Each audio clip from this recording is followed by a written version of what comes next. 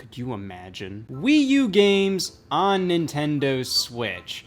There are more Wii U games on Nintendo Switch than Nintendo Switch games. I kid, but for a while there, near the launch of the Nintendo Switch, it started to really feel that way, especially in a year like 2018, where it felt like there were more games that originated on the Wii U releasing than fully brand new Nintendo Switch games. The Wii U was ... guess what? Failure. It's a failure. But there was a decent amount of very high quality games that were released on it. So what did Nintendo do to really kind of make back their investment on those games, plus get more of an audience for them? Put them on their far more successful modern home console. It made all the sense in the world. Of course, that didn't stop people like me from bitching. I already played most of these games, so being able to play them on Nintendo Switch, while really cool and something that I was definitely up for, they were kind of replacing new games in Nintendo's release library for the Nintendo Switch for a while there. Let's see, in 2018 we got Bayonetta 2, Donkey Kong Country Tropical Freeze, Hyrule Warriors Definitive Edition, Captain Toad Treasure Tracker, and then in terms of new games, f*** off. Now, of course, in the end, this ended up working in Nintendo's favor. Most people didn't even know Donkey Kong Country Tropical Freeze existed. So putting that out on Nintendo Switch, you know, hey, you did humanity a solid. That's one of the greatest games of all time. But of course, it does make me wonder, you know, what's the Wii U's legacy after this? Pretty much all of its must-have games are on the Switch in potentially a better form factor. You know, a few games may be a little better on Wii U, but for the most part, pretty much all Wii U ports on Nintendo Switch run better, look better, have more content, play better, all of that. You know, what's the point of buying a Wii U now? And of course, why does that matter? It's a 10-year-old system. Why should Nintendo care about the value of buying a system they're not producing anymore? But I kind of care about that. I think it does matter in the grand scheme of things from a historic point of view. Like, hey, what did this system bring us? The fact that barely anybody bought the Wii U, and the fact that all of its games are pretty much available on Nintendo Switch, it just kind of makes me look at it like it's just like, all right, why should somebody invest in a Wii U these days? Yes, there are still a fair amount of games that are still exclusive to the Wii U, and many of which are probably staying exclusive. So I thought I'd go through some of the most noteworthy Wii U exclusives that have not come to Nintendo Switch, most likely won't come to Nintendo Switch, or even some that probably will at some point, and just talk about maybe the problems with bringing certain games over to the platform, or also why it seems pretty likely it'll come over. And first up, might as well go over the sole reasons not to own a Wii U: Mario and Sonic at the Olympic Games. These make me want to get rid of the console. Yes, I think most people can obviously tell why these probably will not come to Nintendo Switch, because they're frankly outdated. They have the damn years of the Olympic Games they're based on in the title. Plus, we already have Mario and Sonic at the Olympic Games on Nintendo Switch. Of course, you know, they're all different games, but are they? No matter how different each Mario and Sonic game is, they always kind of feel like they're meant to replace the previous version. And many times, like, it kind of feels like they just put out new ones to kind of coincide with the release of the new Olympic Games as kind of a marketing tool, rather than, oh man, we desperately need to put out a new Mario and Sonic game. Think of the fans. What wondrous things can we do with this brand new game? Like, no, it's meant to be like, oh, Rio 2016 Olympics are coming up. Let's put out a new Mario and Sonic game to coincide with it. Now, are these bad games? Well, these in particular, out of the whole series, are probably some of the worst. I wouldn't call them, like, inherently bad. Like, you don't immediately look at them and go, wow, that fucking stinks. They look fine, play fine, all of that, but it's just like, man, on the Wii U, these games are just, like, miserable to go through. At least Olympic winter games, like this game uses the gamepad in such stupid ways. It has you swap between pretty much all the control schemes. You have to swap between the gamepad, the Wii Remote, and Nunchuck. It's just, it gets frustratingly annoying. But then Rio 2016 It kind of fixes a lot of those control annoyances, but it just, this one has no soul. At least in previous Mario and Sonic games, those had dream events that were kind of these really cool Mario and Sonic takes on Olympic events. So they actually felt like Mario sports games, like Mario Kart and funky items and wacky locations to play in, all of that stuff. Rio 2016 was the first game in the series to just lack them altogether. It's literally just a sports minigame collection, and it is just so vapid. But yeah, due to the gamepad use in this one, and just how this one's like outdated, and so is this one, these ones probably aren't coming over to the Nintendo Switch. I think it would be kind of like cool if they did, you know, just because there's the year in these games titles. I think it would be cool if they just did like a collection, not necessarily because I desperately need these games on Nintendo Switch, more so just for preservation purposes. I just think it's really cool to be able to play like games like these on more modern platforms that, you know, are probably going to be pretty future-proof. So as much as I'd love to be wrong, these games remain Wii U exclusives. Well, you want to talk about real heartbreak? Mario Party 10, the only Mario Party on Wii U.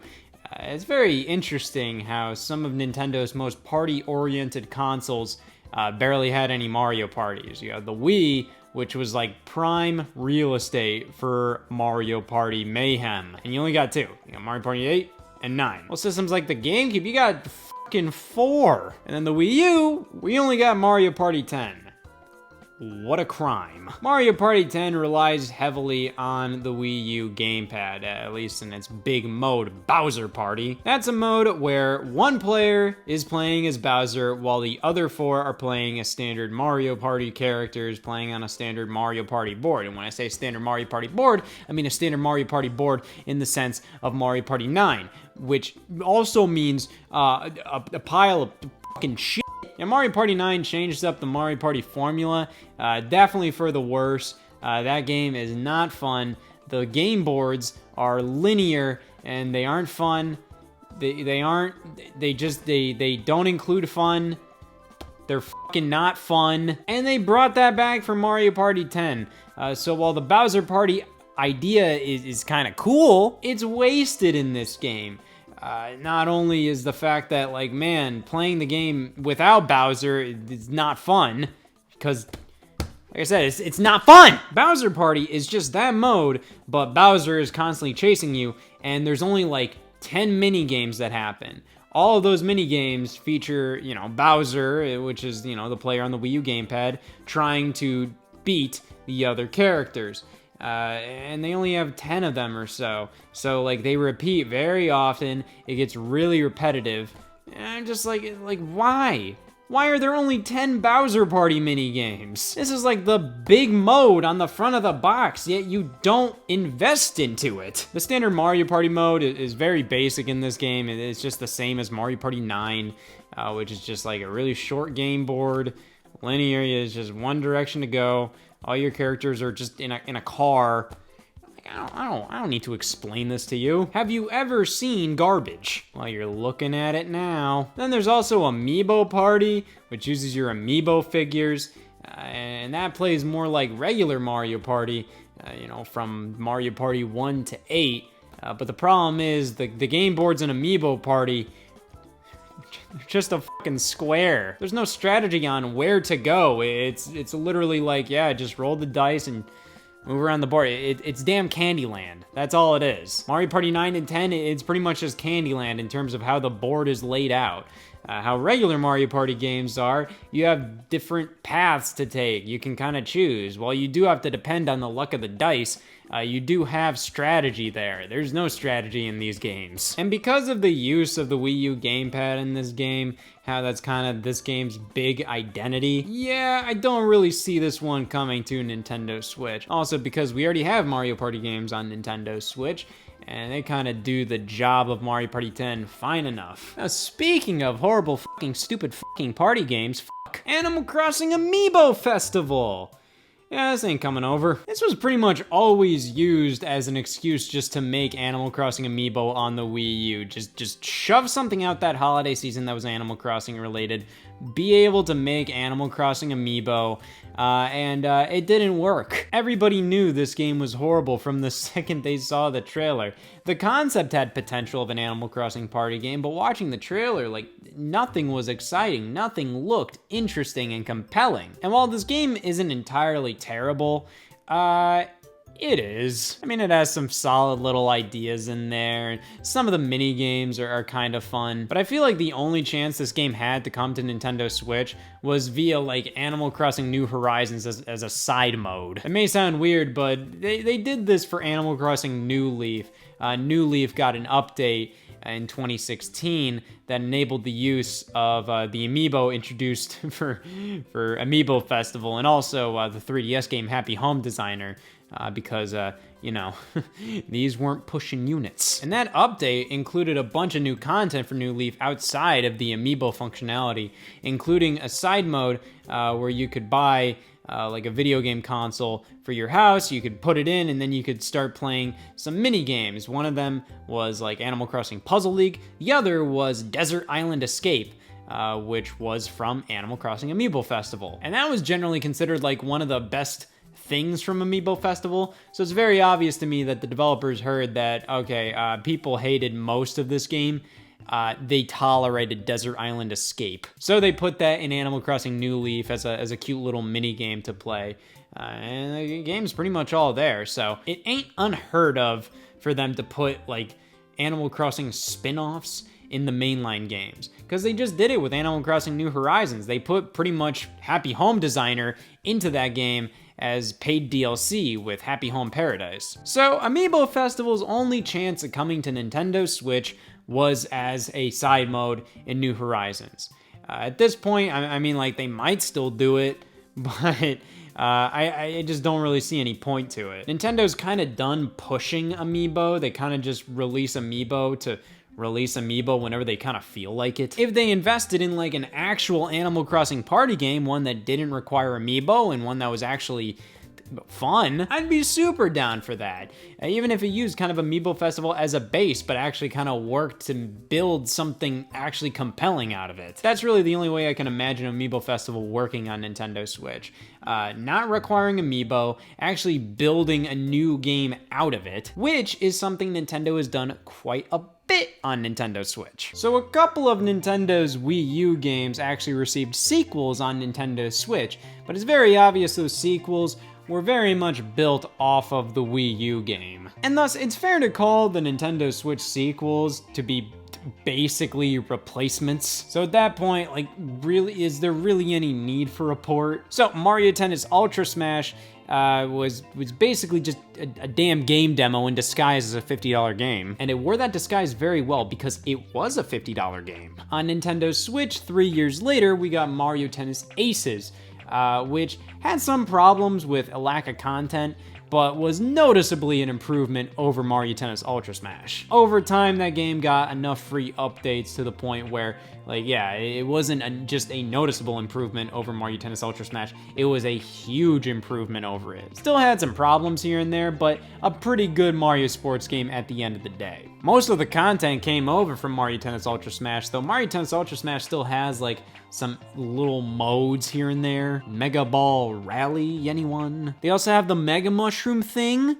You can't do that in Mario Tennis Aces. Yeah, that's point one for fucking garbage. Yeah, so Mario Tennis Aces isn't like a direct port. There are some technical things that Ultra Smash has, but those things were pretty much just like the bare minimum to put Mario Tennis Ultra Smash out in time for the 2015 holiday season. The things Ultra Smash has are pretty much just like, oh, this was doable in the time frame they were given to make it seem like this game has content. Oh, Mega Mushroom stuff, the Mega Ball Rally, the Sprixie Princess. Nothing compelling at all. It would have been kind of cool if Mario Tennis Aces included all these things, but it doesn't, but who gives a shit? Super Mario Maker, now this is very interesting because Mario Maker 2 is noticeably better in many ways. However, Mario Maker 1, I think, still has a lot of value, and in many ways is superior to Mario Maker 2. It's just more fun and more intuitive to build levels in Mario Maker 1. Using the Wii U gamepad is perfect for this game. While in Mario Maker 2, I feel like the user interface is a complete step down. When you're building levels on the TV, it is gruesome using the controller to build these stages. In handheld mode, it's better, but it's still just, it doesn't feel very good. Everything feels too claustrophobic. Everything feels too closed in. Mario Maker 1, it's really fast and fun to build levels. And then on top of that, like one of the big things, the mystery mushroom costumes, having hundreds of Nintendo characters, video game characters, non-video game characters, all this random stuff that you can play as all these random characters in the Mario Brothers 1 art style. Like, that was so compelling. And like, yeah, they were functionally the same as Mario. They didn't do anything different with them, but that meant a lot to level creation. Being able to play as Hello Kitty meant a lot, because then if you wanted to make a Hello Kitty themed course, I mean, you were set. And Mario Maker 2 added quite a bit, but it just didn't really left me feeling as fulfilled as the original Mario Maker 1 left me feeling when that originally launched. However, at the end of the day, Mario Maker 2 does a pretty good job kind of replacing the need for a Mario Maker 1 port. And then we also have Splatoon 1, which does have a lot of unique content.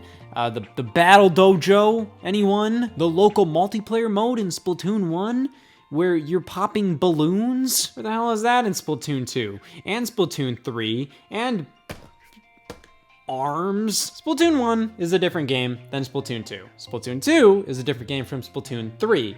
However, the Splatoon series is very much kind of like a thing where, at least in my opinion, when the new one comes out, there you go, that's like, alright, everybody's playing that now. However, for die-hard Splatoon players, there is reason to play Splatoon 1 over 2 and 3, you know, mechanics are slightly different. I'd say the gamepad worked incredibly well for Splatoon. It felt very intuitive to touch the screen to where you want to spawn. And when you're loading a multiplayer game, you get to play Squid Jump on the gamepad, which is one of the most ingenious uses of loading screens. The game was just the best. However, while Splatoon 1 is its own game, it has its own single player campaign, all of that, Splatoon 2 was basically like a replacement for it. Yeah, the single player is different in Splatoon 2, but at the end of the day, while Splatoon single player is always a fine enough time, pretty fun, a lot of the time, like, it's generally not like the most like memorable outside of like a stage here and there. Like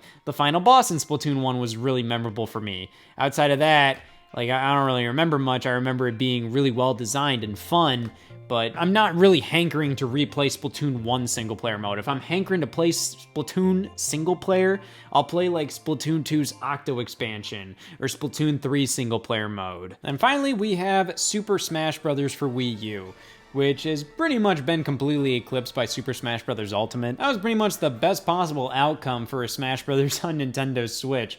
Every character returns, basically every single stage, and they're all remastered to look beautiful. Full single-player campaign, brand new modes, all kinds of stuff, huge amount of new characters, including DLC. Absolutely fantastic at the end of the day. But Super Smash Bros. For Wii U, it's its own game, very similar to all these other ones, but definitely more so than all of these other ones. There are loads of modes that are only in Smash for Wii U, many of which that people consider to be the Antichrist himself. A lot of people don't like Smash Tour, the board game mode.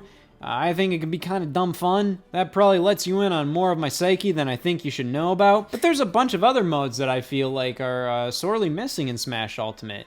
Something like Master Orders and Crazy Orders. Those are a great time in Smash for Wii U. Trophies are in this game, and while Spirits in Smash Ultimate do offer a lot of content and a lot of very obscure Nintendo references, there's just something about trophies in Smash Brothers games that's so much more appealing in a different way. I do like spirits, but they were definitely not perfect in Smash Brothers Ultimate. They were not like this perfect replacement. They almost kind of felt like their own separate thing that did the general job of trophies, but trophies in Smash Brothers, I mean, those are hard to beat. There are some stages that are only in this game, some great stages like Jungle Hijinks from Donkey Kong Country Returns, the Yoshi's Woolly World stage, Orbital Gate Assault. The stage builder in this game, while it's not great, has its own little dumb quirks and charms with the fact that you draw it on the gamepad and see it appear on screen. And of course, many of these things in Smash Ultimate have alternatives or improved versions, but that doesn't mean like they're exactly the same as the Smash Wii U version, but just added upon. Many times they're different, or they lack some content even though they add a bunch more. The characters in this game, while very similar to Smash Ultimate, you know, they've been changed quite a bit from both games. And also the gameplay of this game, while, you know, at the end of the day, all Smash Brothers games are Smash Brothers games, hey, it's still different here. There's a reason why pretty much everybody has moved on to Smash Ultimate and has left this game in the dust, but hey, the mechanics are still different in this game. So while Ultimate is a perfect replacement for Smash Wii U, there is still reason to go back to Smash Wii U.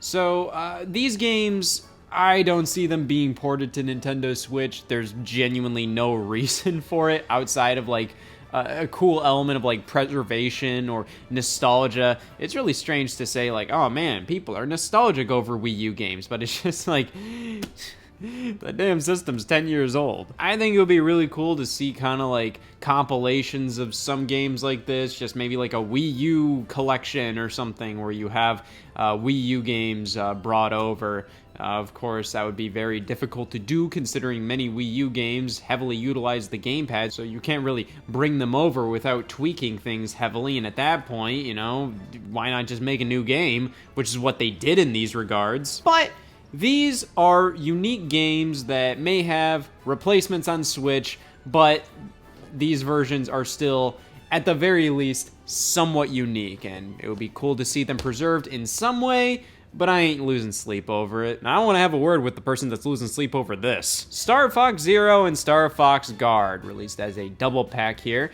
Pretty much these are two separate games, kind of taking place in the same universe and general timeline, blah, whatever. Like, Star Fox Guard is fundamentally a separate mode in Star Fox Zero that was released as its own disc. But you got them both in one bundle. You got two games for the price of get the hell away from this stuff. These aren't great games. I know they have their defenders, and yeah, you know, I'll definitely give them credit where credit's due, but these aren't my favorites. And on top of that, they're a little too Wii U-y to work on Nintendo Switch. Specifically a game like Star Fox Guard. This was designed fully around the idea of using the two screens of the Wii U. It's pretty much a tower defense game where you have control of multiple security cameras. You can swap between them on the gamepad. The problem is, while you can see general previews of all the screens, only one of them you have like the full camera angle and control of at once. So the one in the middle is being played at like full 60 frames per second, while the others are just general preview. So you want to keep an eye on everything and swap between them before the robot enemies get to the middle of your base. Incredibly simple concept, incredibly simple game overall. It does have some depth, it's well designed. It's just not the most exciting. It can get pretty boring very quickly, in my opinion.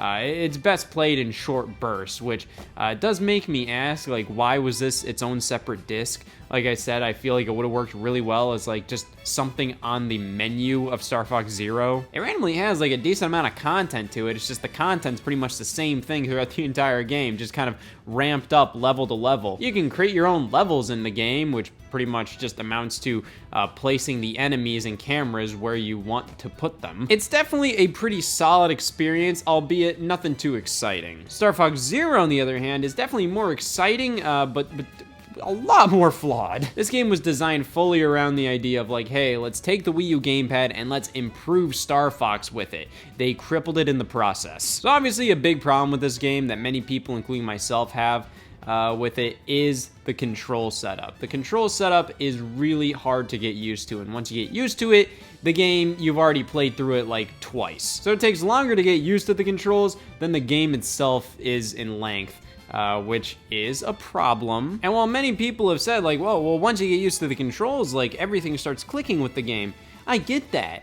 But I personally feel like the game itself, outside of the controls, just already isn't that great. It's a lackluster retelling of Star Fox 64 in my opinion. It's not like a full-on remake or remaster of that game, but it's just so damn similar. It's basically retelling the same story, and it's just not very interesting to me. Which is why when some people have said like, oh, what if they port Star Fox Zero to the Switch and they rework the controls? I don't think that's gonna fix a lot. I think sure, you get rid of the controller frustrations, but I feel like that's just gonna make the flaws with the general gameplay and game design that much more apparent. And it's also gonna make you question, like, it's just like, okay, well, like, what's the point of this game now? At least with the bad controls, you can say, well, the point was to just piss me off. Love them or hate them, the Wii U gamepad controls for this game is pretty much its entire identity. Without those controls, like, I see no point to this game. So with that, I just say, like, just make a new Star Fox for Wii U. You can reuse assets from Zero, even though I don't think this game is a great one to pull assets from. There are some elements of it that look nice and run good, but overall, like, I just don't really care for this game's aesthetic. I would really love to see them just do something different with Star Fox. But yeah, I personally don't see these games coming over. I think it makes much more sense to create brand new Star Fox games or put the franchise on the back burner for a little bit until something new is figured out, because Star Fox just hasn't really evolved. Unfortunately, when it tried to evolve with games like Star Fox Adventures and Star Fox Assault, that was generally met with kind of like, meh. And Star Fox Adventures is a good game, it's just not really a Star Fox game. And Star Fox Assault was actually a Star Fox game, but it took some inspiration from Star Fox Adventures with the third-person on foot stuff, and turned that into more of like a general Star Foxy kind of thing. And even then, a lot of people were like, I don't want Star Fox on foot, I want him in a plane! But it's just like, at the end of the day, it makes a lot more sense to have that extra variety in the game. Because Star Fox Zero is so short and just kind of feels like what was the point of that? You need that variety. This kind of game, I don't really think works in the context of a $60 modern day video game on store shelves. So I think they kind of need to do something new with Star Fox, and I think porting it to Nintendo Switch and giving it standard controls, I think it would just kind of show a lot of the flaws with Star Fox Zero much more. Now, when we're talking about games that were crippled by the Wii U gamepad, this is one of the big ones, Paper Mario Color Splash. Now, it's pretty wild. Like, not only was the general gameplay of this game not what any Paper Mario fan wanted, but they decided to deliver it in one of the worst ways humanly possible by forcing you to use the Wii U gamepad to go through cards to play in battle. Yeah, that was one of the stupidest things a Nintendo game has ever done.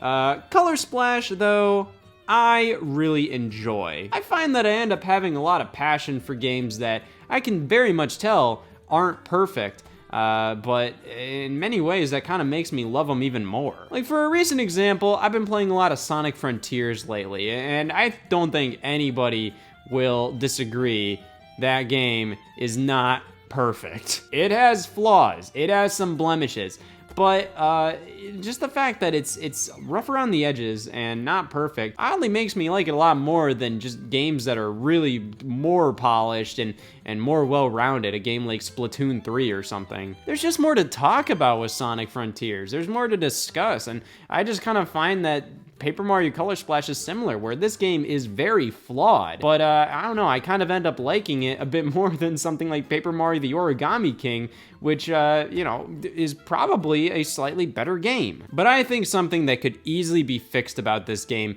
is the Wii U gamepad requirement. No matter what, you have to play this game with the Wii U gamepad. And when you go into a battle, you have to look up and down at the TV screen and the gamepad screen. All of your attacks and actions and all of that are displayed via cards that you have to grab via the touchscreen, bring them up, paint them with your paint to power them up, and then flick them onto the TV screen. There's about like 3 steps there that you really shouldn't have to be required to do. They're completely superfluous things that the game designers just forced onto you because they thought like, well, this will make it interesting. But this is an RPG, a very light RPG at the end of the day, but an RPG nonetheless. I mean, I guess the best way to put it is it's an adventure game with turn-based RPG-like battles. So you're gonna be doing these a lot. It's not like you can just kind of like, oh man, I'm gonna defeat this enemy real quick. Once you get powered up enough, yeah, sure, but for the most part, you're gonna be going through hundreds, maybe even thousands of battles in this game. And the fact you have to do that for every single one, it is grating. And that's not even talking about the design of the battle system itself and how that's flawed. I'm just talking about controlling the damn thing. But weirdly enough, there is a feature in the game to play entirely just on the gamepad.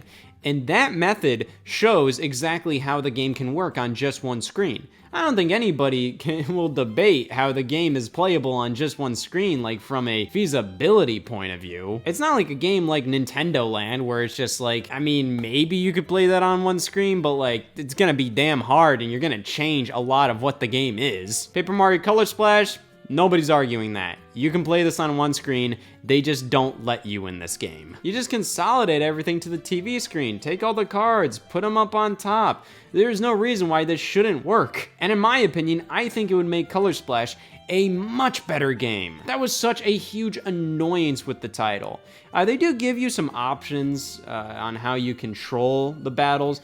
There's like touch controls, advanced touch controls, and button controls. And I always pick button controls because I never liked like, oh, controlling the game with the buttons and all that. And then, oh my God, battle time. All right, I'm gonna move my hand and move stuff around with the touchscreen. And then, all right, so I just did my touchscreen stuff. Now move my hands back to the buttons and then do this. All right, move my hands back to the touchscreen, move my hands back to the button. It was ridiculous. So I picked button control and that definitely did help things.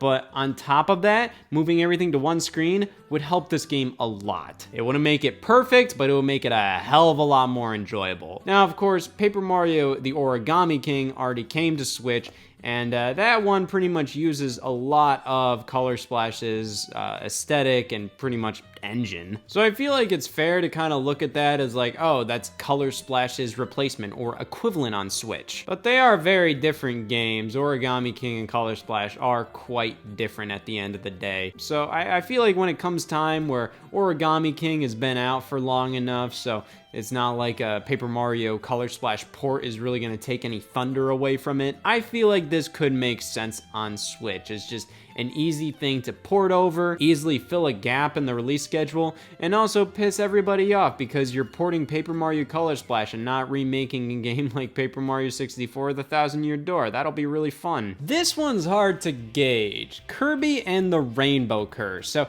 this can work on Switch very easily.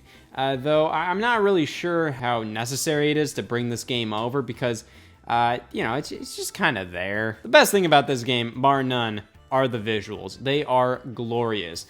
Probably one of the best looking games maybe of all time in my opinion, just from an art direction standpoint. I think this game looks incredible. The claymation art style was absolutely nailed in this game.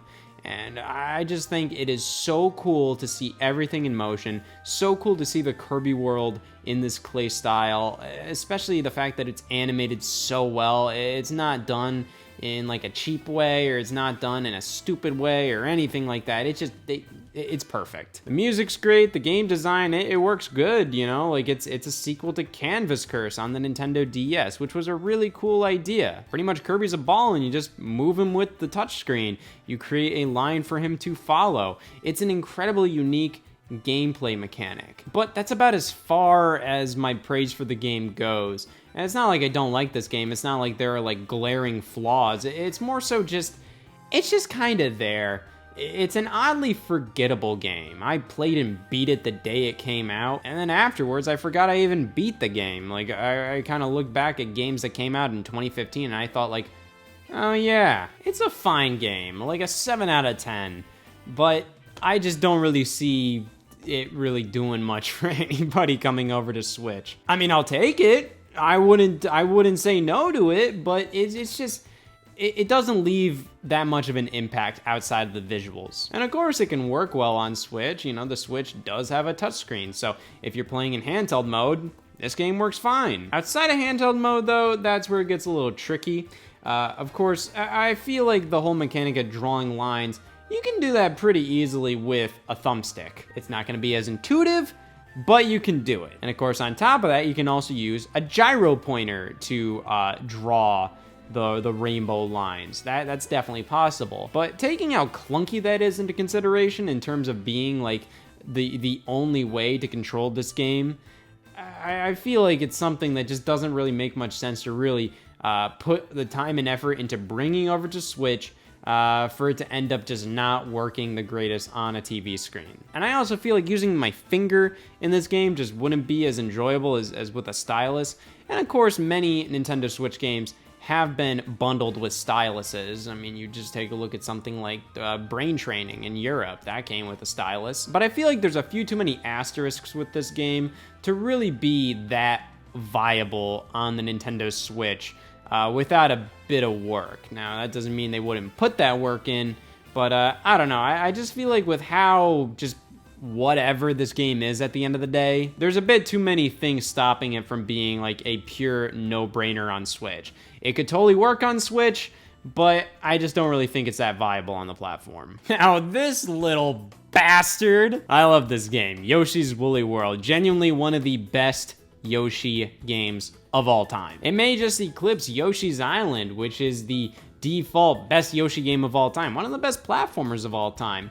And Yoshi's Island is definitely probably, you know, the better game, because Yoshi's Woolly World is pretty derivative of it. It's just a good Yoshi's Island style game, but it's just so jolly to play this game. It is just so enjoyable, from the aesthetics to the gameplay, music, all of that. It just all comes together to be just like one of the most like heartwarming gaming experiences I've ever had. Just sit down in like a nice blanket and playing Yoshi's Woolly World is just so enjoyable. It all clicks. But of course, this game was ported to the Nintendo 3DS in 2017 with Poochie and Yoshi's Woolly World, which is a phenomenal port. It's shocking to me that this being one of the best looking Wii U games of all time worked so well on the 3DS. They really translated it incredibly well. Where of course, yeah, like it's gonna look downgraded, but like it still looks like Yoshi's Woolly World. They did a phenomenal job translating that game to a horrible screen. But I feel like that port kind of stopped them from doing Yoshi's Woolly World on Switch. In addition to the fact they were already working on a new Yoshi game, pretty much a follow-up to Woolly World, Yoshi's Crafted World. That game is no replacement for this. This ain't a Splatoon 2, Mario Maker 2, Mario Tennis Aces, or Smash Ultimate situation. No, this is, like, these are completely different games. Crafted World isn't even like a 2D platformer. It's kind of like this weird 4-directional 2.5D pseudo 3D platformer. The art design, while, you know, going for a similar vibe, is still completely different. The music is genuinely worse, and the mechanics are completely different. The level designs are completely different. The story's different. Everything's different in Crafted World, even if they give off similar vibes of like, oh man, arts and crafts Yoshi. So Crafted World is no replacement for Woolly World, which is why I desperately hope that we've waited long enough since Crafted World so we can finally get to the real man's game. Woolly World is incredible. I absolutely love it. And I would love to see just kind of a deluxe port on Switch that includes everything from the Wii U version, the 3DS version, puts them all into one. I think that would be phenomenal. There's no reason why this wouldn't work on Switch. It's a 2D platformer, barely uses the Wii U gamepad, if at all. I can't remember anything that used it. So yeah, this would work flawlessly on Switch. My fingers are crossed, man. The NES Remix games, and to another extent, a couple of the eShop Wii U games, stuff like Dr. Luigi, Pushmo World. Pretty much everything would work perfectly fine on Nintendo Switch. It's just kind of a matter of like, will they do it? The NES Remix games, I would love to see come over. These are such fun, bite-sized little pick-up-and-play games. I don't really see why Nintendo wouldn't do this because, like, yeah, these should be pretty basic to bring over. They brought it over to 3DS with Ultimate NES Remix. I think it'll be great to see this series return. I always thought this series was like a really good idea for just kind of a gap filler in Nintendo's release schedule. Because right now on Nintendo Switch, Nintendo is pumping out so many games, but many times it kind of feels like they just publish a lot of games, they publish a lot of stuff, and a lot of people that are just kind of like, you know, they like their platformers, they like their Mario games. I feel like they've been feeling a little in the cold with Nintendo's more recent releases, where they kind of go for a little more of, you know, RPG strategy kind of gamers and anime art styles and all that. Hey, people like what people like, and I know a lot of people know that I'm not immediately into a lot of RPG or anime stuff myself, but that doesn't mean I don't like to try that stuff, and I end up liking a lot of games that I may not have immediately picked up if I only picked up the games I only immediately knew I was into. You know, I'll try out whatever Fire Emblem game comes out, I'll try out the Xenoblade stuff. I may not enjoy it, but who knows, maybe I will. So I feel like a lot of people should consider doing that a little more often, but hey, you know, not everybody has the luxury to try out every single game possibly releasing by Nintendo. So I feel like sometimes you just gotta stick to what you know, and I feel like the NES Remix games are really just like, hey, there's no way you can screw up with one of these. I feel like they could probably just keep milking this series if they wanted to. NES Remix 3, 4, SNES Remix, Game Boy Remix, N64 Remix, just keep at it with these types of releases and just kind of put them out whenever it's like, hey, all right, we don't have many games coming out in April, or hey, we have 5 Fire Emblem games coming out. We'll put this out to just make the more like basic Nintendo fans happy. I'd like that. I think this series has a lot of potential, and I really hope Nintendo brings it back with ports of the originals and new entries on top of that. In addition, games like Pushmo World, Dr. Luigi, I mean, like, there's no reason why those wouldn't work on Wii U. I think it just kind of comes down to the fact that those games kind of feel more like if they would bring a game like that to Switch, they'd probably just do a new entry.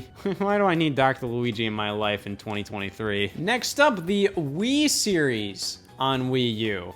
Very interesting buggers here. These aren't bad games at all. In fact, I'd say out of all of them, Wii Fit U was the best and most elaborate game out of all of the Wii games on Wii U. But of course, with these games, usage of not only the Wii U gamepad, but in Wii Fit U's case, the Wii Fit balance board. Wii Sports Club had potentially a shot, but they ended up just doing Nintendo Switch Sports instead. I think these games are pretty much entirely stuck on Wii U. It is unfortunate, but that's kind of the risk you take by relying so heavily on the controller of the week. With the Wii U gamepad, or also accessories like the Wii Fit balance board. But pretty much all these games have like an equivalent, I guess, on Switch, where Wii Fit U, you have something like Ring Fit Adventure. Wii Party U, I'd say something like Clubhouse Games maybe, and then Wii Sports Club, you have Nintendo Switch Sports, and these aren't like full-on replacements. They're completely different games from, you know, these games, but they do the job. Now, I might as well talk about other games that heavily relied on the Wii U gamepad.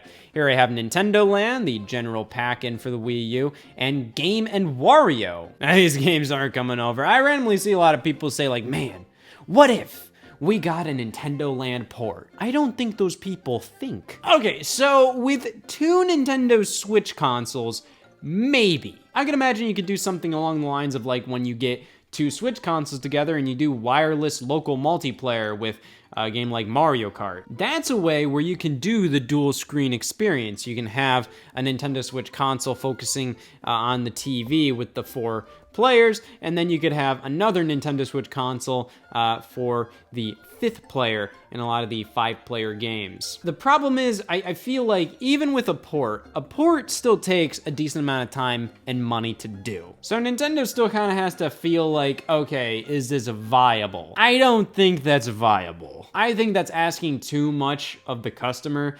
I can already see a lot of people actively complaining like, oh my god, Nintendo made a game that needs 2 Switch units? What? So yes, like it could work, but like you're gonna put that much time and effort into making sure Nintendo Land works on Switch by requiring 2 Nintendo Switch consoles and thus just absolutely crushing the number of people who could actively play this game on Switch. Like this game would not sell on Switch if you required 2 damn consoles to play it. Like, even though a lot of people have 2 consoles, a lot of people know somebody else with a Switch, just having to ask that person, hey, can you bring the Switch over so I can play the fucking Mario Chase? It just doesn't make sense, and I think it makes more sense to make a Nintendo Land sequel, but I don't think Nintendo's gonna do that. I do think it would make sense to kind of bring this back with Super Nintendo World at Universal Studios, but also, again, like, there could be some weird mixed marketing there where it's just like, okay, the game's called Nintendo Land, but the area is called Super Nintendo World.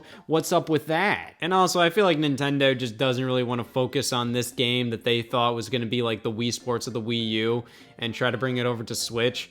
And it may just make everybody go like, I don't need the Switch anymore, I'll return it. I didn't sell Wii U's. It might do the exact same thing to Nintendo Switch, even though they already sold Nintendo Switches. Now, Game & Wario, yeah, this isn't gonna work. We already have a WarioWare on Switch. It's a good WarioWare game. It's not the same as this. Game & Wario is its own little flavor of thing, but it's its own thing, and I really like it. The games are very hit or miss in this game. The main one I really responded to was Sketch, which is genuinely just Pictionary, but it is the best goddamn Pictionary game I've ever played. Maybe if it's brought back as kind of like a Jackbox style thing, where you use your smartphone, which, I mean, like, maybe you could do that with Nintendo Land, but so much Nintendo Land uses buttons, sticks, and the screen, and the microphone, and the camera, blah, blah, blah, and, like, yeah, some smartphones have that, specifically microphones and cameras, but